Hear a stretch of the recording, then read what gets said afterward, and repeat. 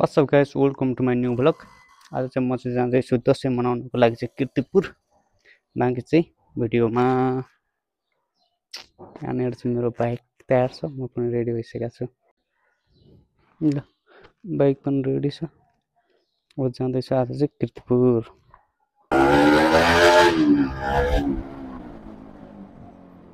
अहिले चाहिँ म चाहिँ वसुन्धरादेखि पारी देखिने डाँडा देखिने त्यो साइडको बजारमा जाँदैछु कीर्तिपुर। त्यो चाहिँ चक्रपथको भ्यू हो हैन, झापा साइडबाट देखिने। अनि दसैँ मनाउनको लागि चाहिँ 5-6 दिन दादाहरूसँग कीर्तिपुरतिरै नै बित्छ।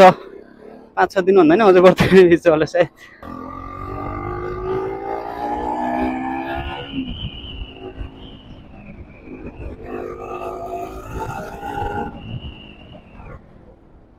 अब दसैँ तिहार आएर होला काठमाडौँमा मान्छे कोही पनि छैन, पुरा खाली मजाको छ हैन बाटो चाहिँ कुदाउनलाई।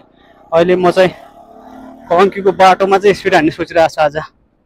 ल दसैँले गर्दाखेरि यति खाली छ बाटो, यस्तै भइदियो पनि मजा आउँछ त हो काठमाडौँमा कुदाउनु बाहेक। आउने कलङ्की र कलङ्कीदेखि कोटेश्वरसम्मको बाटो जस्तो बनाउने भनेको नि धेरै भइसक्यो होइन, 3-4 वर्ष भइसक्यो बनाएको छैन। बाटो चाहिँ ठुलै छ, अलि धुलाम्ने चाहिँ छ। म चाहिँ कुदाउनु लागेको छु अहिले अघिल्लो वर्ष म चाहिँ कुदाउनु लागेको छु भन्दाखेरि गएर ठुकिन्छ नि एउटा बाइक, त्यस्तै नै होला।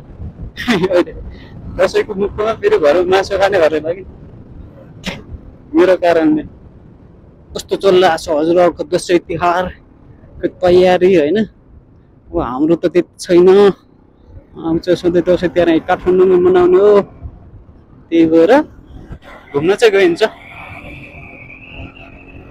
आमा कति खाली बाटो यति मजाको पुरा यस्तै भइदियो के मजा हो। ल म चाहिँ बस पार्क पुग्न लागिसकेको छु, समाक्ष पुगिसकेँ। दसैँ महल, ल यहाँबाट भित्र चाहिँ बस पार्क सुनसान छ, गाडी पनि रित्तो छ लाग्यो। सब मान्छेहरू घरसकेको चढोस् गाडी। समथिङ 1-1.5 महिना जतिको लागि चाहिँ काठमाडौँ बाइक जसरी नै कुदा पनि हुन्छ, कुदाउन मन लाग्छ भने। किनकि ट्राफिकको सबै जलेर चाहिँ त्यो ट्राफिकले चेकिङ नै गरिरहेको छैन भने कस्तो हुने। मैले कहीँ पनि देखाएको छैन ट्राफिकले चेकिङ गरेको, किनकि अब चेकिङ गरेर पनि अब त्यो सबै ऊहरू जलिसकेको छ नि त। अब कारवाही गरेर पनि के ऊ राख्ने, डाटा त राख्नु पर्यो। त्यही भएर चेकिङको त्यति मतलब छैन आजले। सायद 1-1.5 महिना चाहिँ त्यो लाग्छ होला। ल 84 पुगिसकेको रहेछ हो स्पिड, के हो भ्यालीभित्र चाहिँ मेरो स्पिड कति होला गाडी छ हुनु त।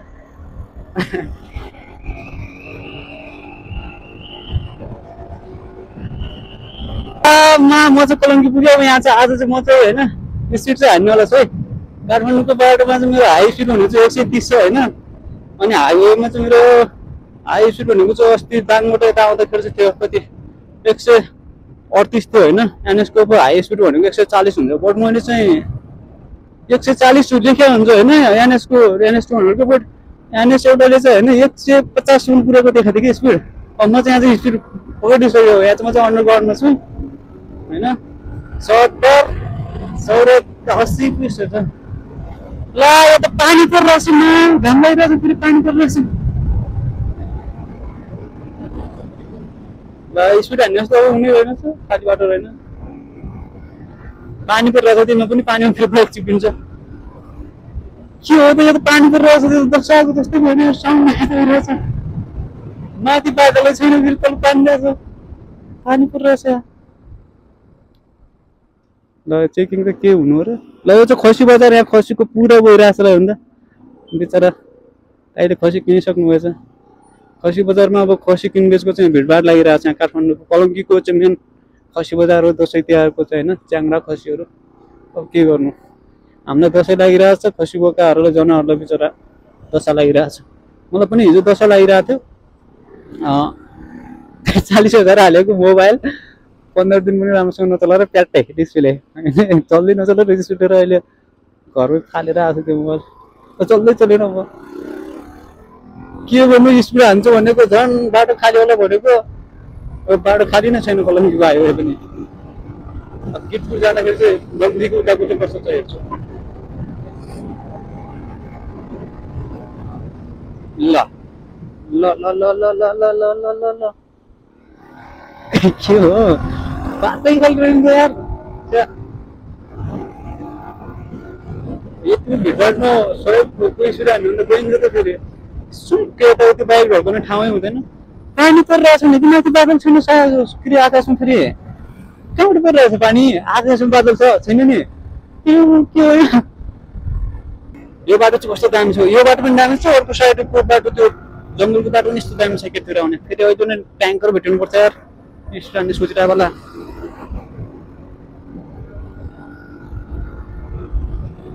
अब यहाँ 100 भन्दा माथिको स्पिड हान्ने जस्तो बाटो त छैन 100 पनि बढ्ता हुन्छ यसमा 80 को स्पिड पनि छैन हान्ने खाले बाटो चाहिँ छैन यो यस्तो छ पुरै घुमेको बाटो छ नि त घुमेको बाटोमा यस्तो बेला फेरि स्पिड हान्यो भने त गयो केटा छोरो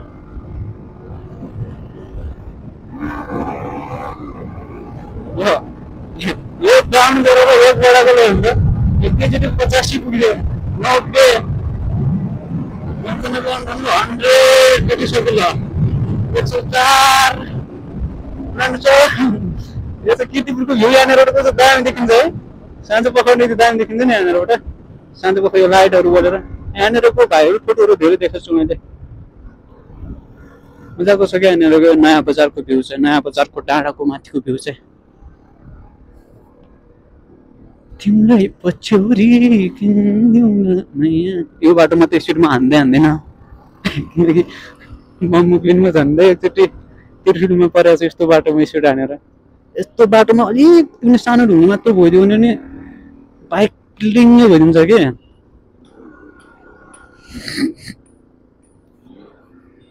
म चाहिँ नयाँ बजारको गल्लीमा आइसकेको छु होइन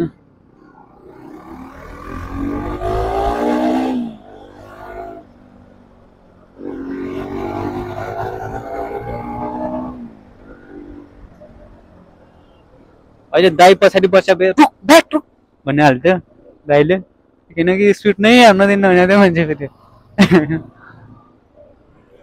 के दसैँ हुनु हो साउन लागे जस्तो भएर चाहिँ च्या दसैँको बेला दसैँ जस्तो भाइब नभन्दा मजा पनि नआउँदो रहेछ साउन लाग्यो कि दसैँ लाग्यो यो यस्तो पनि दसैँ हुन्छ यार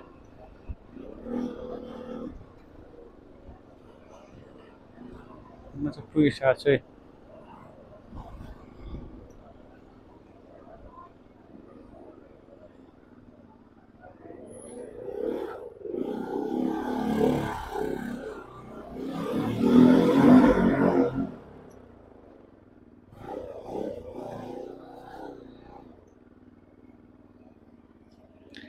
के दसैँ हुनु हो म चाहिँ पुगिसकेँ दादाको घरमा चाहिँ आज चाहिँ यसको चाहिँ इमर्जेन्सी र ब्रेक लाइट चाहिँ राख्नु छ यहाँ फेभिकल दाइसँग मेरो प्यारो भाइ रे मेरो प्यारो भाइ